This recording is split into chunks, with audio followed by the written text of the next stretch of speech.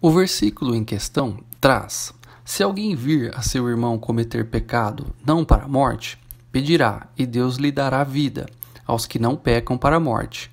Há pecado para a morte, e por esse não digo que rogue. Este é sem dúvida um versículo que gera muita especulação. A maioria das especulações criadas é fruto da falta de leitura do contexto. Neste caso específico, se discute qual seria o pecado para a morte.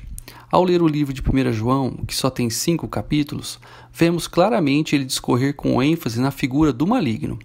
No capítulo 2, do 18 ao 19, relata, versículo 18, muitos anticristos têm surgido. E no 19 diz, eles saíram de nosso meio, entretanto não eram dos nossos, porque se tivessem sido dos nossos, teriam permanecido conosco.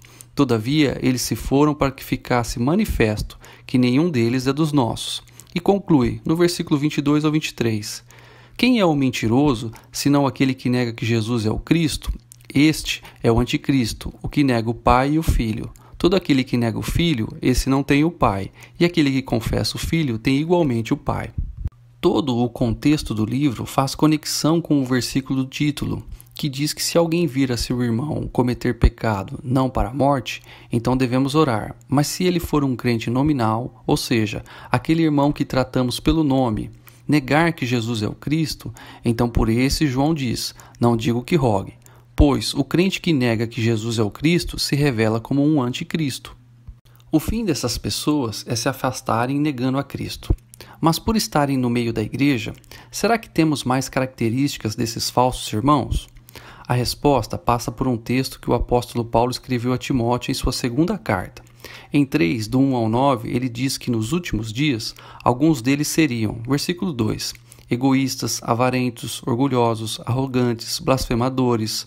Versículo 3, desafeiçoados, implacáveis, caluniadores, inimigos do bem.